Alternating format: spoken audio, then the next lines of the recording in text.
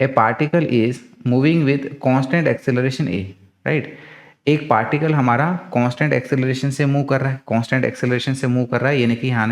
हम लोग यहाँ पर इजीली हमारी 3 इक्वेशंस ऑफ मोशन को अप्लाई कर सकते हैं।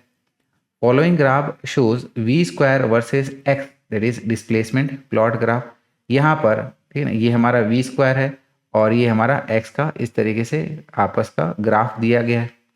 The acceleration of the particle is, तो हमारा इस ग्राफ के थ्रू बताना है कि पार्टिकल का एक्सेलरेशन कितना है।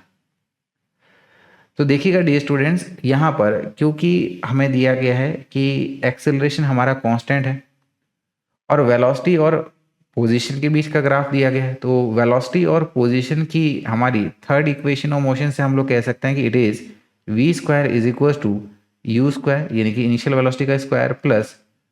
2ax। और यहाँ पर ठीक है, ये हमारा वी स्क्वायर और एक्स के बीच का ग्राफ दिया गया है, तो इसको हम लोग हमारी स्ट्रेट लाइन इक्वेशन के साथ कंपेयर कर सकते हैं, यानी कि ये है हमारा y is equal to M X plus C.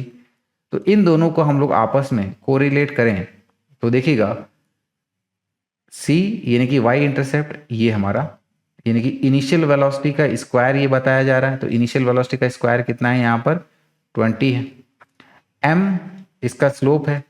Right, m यहाँ पर इसका स्लोप है और m स्लोप यानी कि कितना है 2a। स्लोप क्या होता है, स्लोप होता है हमारे पास में हाइट डिवाइडेड बाय ये बेस, इस तरीके से। तो डियर स्टूडेंट्स, यहाँ पर अगर हम लोग ये स्लोप m की बात करें तो यहाँ पर इक्वेशन को कंपेयर करने से हम लोग कह सकते हैं कि आवर स्लोप इज 2a। और ग्राफ से अगर हम लोग हमारी स्लोप को निकालें, ठीक है ना, स्लोप, ठीक है, देखिएगा जैसे 0 से लेके हम लोग यहाँ पर 30 तक जाते हैं, तो उसके करस्पॉन्डिंगली जो हमारा y का चेंज आ रहा है, ठीक है ना, जो हमारा यहाँ पर y का चेंज आ रहा है, ठीक है ना, देखिएगा ये वाली वैल्यू 20 हमें पता है, तो ये वाला ले लो आपका। 0 से लेके हम लोग 30 गए और y में हमारा कितना हुआ 20 से लेके 80 तक हो गया, तो स्लोप क्या हो जाएगा हमारे पास में, ठीक है ना, ये हमारे पास में इसका चेंज, ठीक है ना, बेसिकली ये हमारा डेल्टा y अपॉन में ये डेल्टा x है, तो डेल्टा y कितना हो जाएगा 80 माइनस 20 और डेल्टा x कितना हो जाएगा 30 minus 0। So this is 80 minus 20 divided with 30 minus ये 0 हो गया, 80 माइनस 20, ठीक है ना, यानी कि ये हो गया हमारे पास में 60 डिवाइडेड विथ 30 माइनस 0 यानी कि 30, तो 60 30 से 2 टाइम्स जाएगा तो ये आ जाएगा 2। और यहाँ पर देखिएगा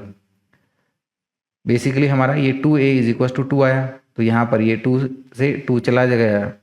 यानी कि हमारे पास में एक्सेलरेशन जो है वो कितना आ रहा है 1 मीटर पर सेकेंड स्क्वायर आ रहा है, तो इसीलिए इंटीजर वैल्यू के लिए इसका आंसर हमारा हो जाएगा 1 इस तरीके से।